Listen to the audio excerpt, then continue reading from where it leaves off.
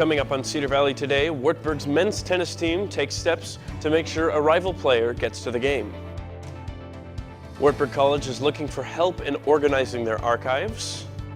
And when scammers attack, it may be aimed at your social media accounts. This is Cedar Valley Today.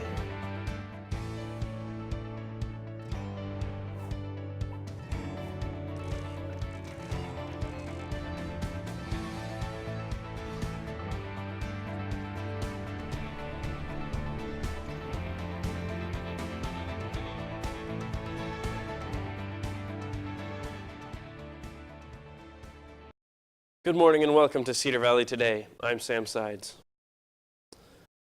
As tennis season is in full swing, a Wartburg rival learned he would miss his chance on the tennis court. But a decision by Wartburg's men's tennis team made sure that didn't happen.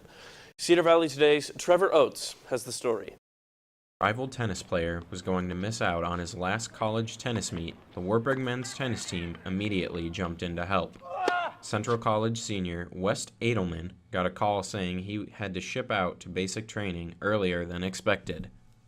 Head tennis coach Mike Stridham told his players about the situation, and they unanimously voted to move up the date of the match so that West could play. It's important that we do honor our servicemen. They are making a bigger sacrifice than perhaps we will ever make, having not done that sacrifice. And so being able to be put in that position where we can help out one of our servicemen was an honor for us.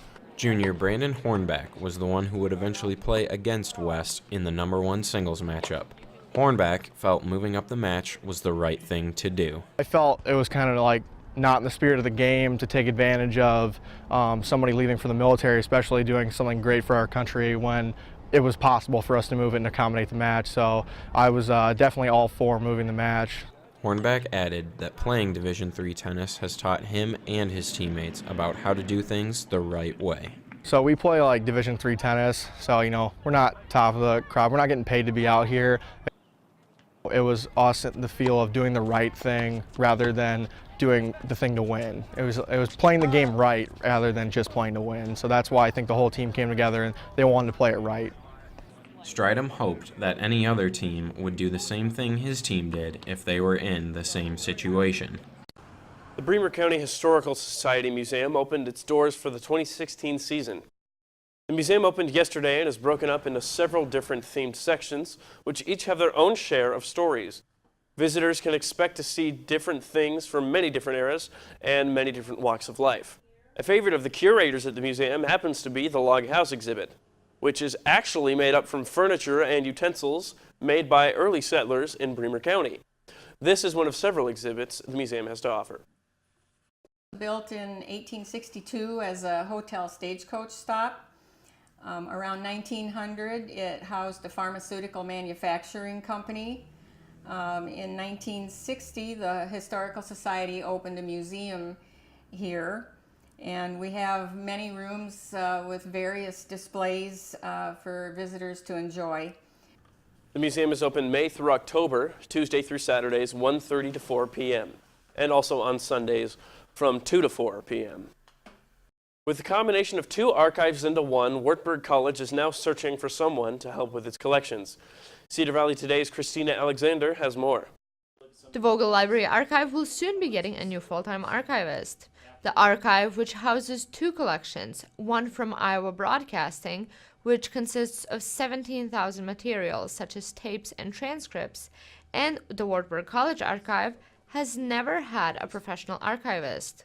We have pressing preservation needs with the broadcast materials. The magnetic media that we have is at risk for being lost because the material of the tape itself is degrading. Don Meyer has been very involved with the fundraising process and has so far raised a little over $200,000, just short of the $250,000 goal. This will fund the archivist position for 3 years. The hope is, of course, that the college is able to maintain that position on an ongoing basis, but we felt that if we could at least have a person for 3 years, they could do the work that's needed. The plan is to digitize the tapes that are at risk the most first, and then the ones that are most in demand.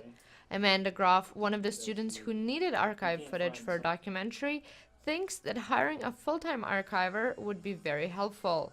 I think if they did have someone, it would be a big help, but at the same time, we still would have needed to know a good number of the details to find the exact piece we were looking for. Advertisements for the position are already out, and the college hopes to have the position filled by September. Race. Next, the candidate list for the 2016 presidential race is dwindling. Stay with us. When was the last time you got hyped up about your checking account? It's easy at State Bank. With Hype Checking, you can earn up to 2.04% APY on balances up to $25,000. Plus, get a free debit card with unlimited transactions, reimbursement up to $15 in ATM fees per cycle, free online banking, mobile banking, bill pay, and more. Get hyped up at State Bank with checking that earns you more. Open yours today. State Bank. Community-minded, customer-focused. Member FDIC. Ohio Governor John Kasich has dropped out of the Republican presidential race. Kasich officially made the announcement at a news conference in Columbus yesterday. He became the last challenger to Donald Trump suddenly on Tuesday night after Texas Senator Ted Cruz dropped out following disappointing results in Indiana's primary. Even before winning his home state of Ohio in March, Kasich was facing pressure to get out of the race. His campaign never became more than a spoiler run designed to keep Trump from getting the 1,237 delegates needed to win the nomination before a contested convention. Kasich says the campaign was life-changing. I was so humbled by the fact that they came and they loved me. They encouraged me. The people of our country changed me. They changed me with the stories of their lives. Kasich could potentially still end up on the Republican ticket. He has been floated as a possible pick for vice president, based in part on his popularity in Ohio, a crucial swing state. Tomorrow, Governor Terry Branstad has ordered all flags on the Capitol complex to be half-staff for observance of the Iowa Peace Office Memorial Ceremony. The ceremony will be held at the Orrin Pape State Office Building, and the flags at the Iowa Peace Officer Memorial will be half-staffed for the week of May 16th. An Iowa editorial cartoonist says he's out of a job due to one of his cartoons.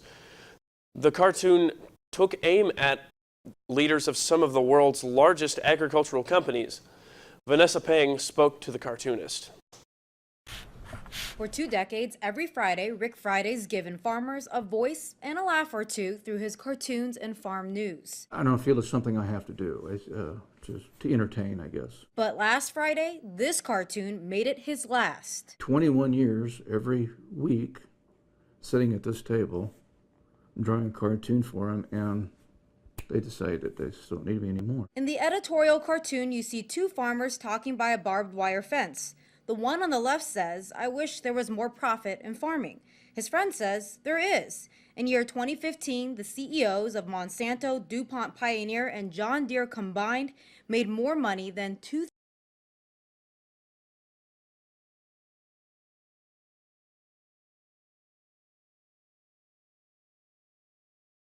in Northwest Iowa has declined to comment on Rick Friday's dismissal. As for the companies being targeted, both DuPont and Monsanto tell the Des Moines Register they didn't know about the cartoon until the media told them about it. A Monsanto spokesperson says the company wants no role in shutting down the viewpoints on farming. Next, we'll take a look at what's trending in the Cedar Valley. Stay with us.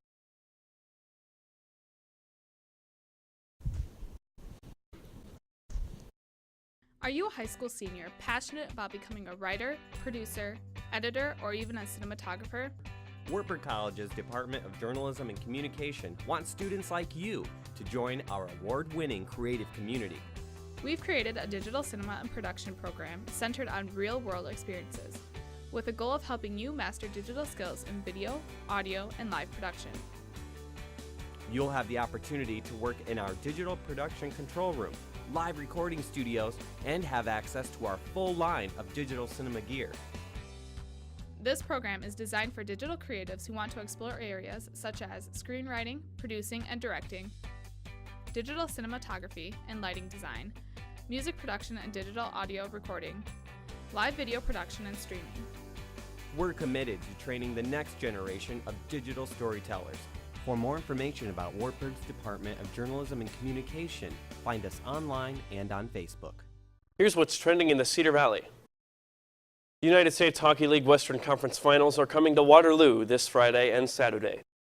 The best-of-5 series between the Waterloo Blackhawks and the Tri-City Storm is currently split 1-1.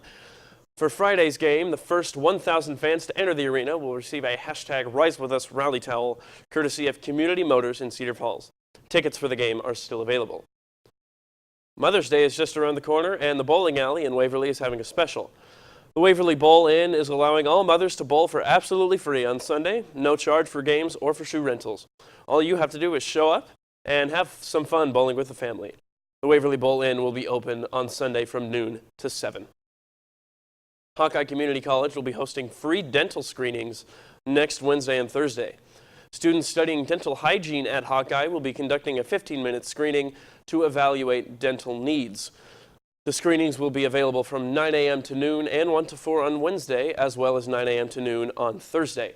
To schedule a screening, call 319-296-1030. After the break, we're going to take a look at some social media scams. Stay with us.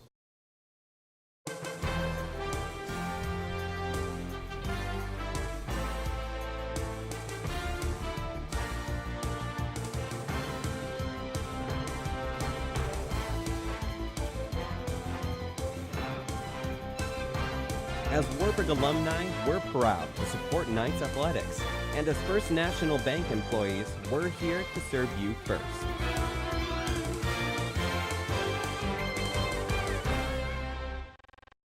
On social media, so are scammers. Experts at the security firm Proofpoint say that over the past year, the number of phishing attempts on social media sites has exploded 150%. We're talking places like Facebook, Twitter, Instagram, and LinkedIn. In today's Consumer Watch, Mary Maloney has social media scams you need to avoid. Scammers can be clever and trick you into sharing your personal information, but there are ways to spot a scam. Watch out for fake customer service accounts on Twitter. Online criminals use these accounts to get your bank login and password, and they could look very similar to real sites. The Twitter handle can be one character off, or have an extra underscore or other character. Scammers can be patient, waiting for you to tweet your bank and then replying with a link to a fake support site that can steal your info. Another scam? Phony posts. Fraudsters can comment on a popular story with a link to a buzzy headline, or even paste a link promoting a free live stream for an event like a game or concert. But those links usually lead to a website information. And even though it's tempting to see what your spirit animal is or what you'll be doing in 20 years, be careful of fake online surveys and contests. No matter what, only click on profiles you know that are verified with that blue check mark, and never give out information online you don't want scammers to steal. For Consumer Watch, I'm Mary Maloney. A car. A car gives you freedom. A new beginning. Room to grow. And in time, room to grow up. Your dream car evolves, and protecting it takes committed support. American Family Insurance.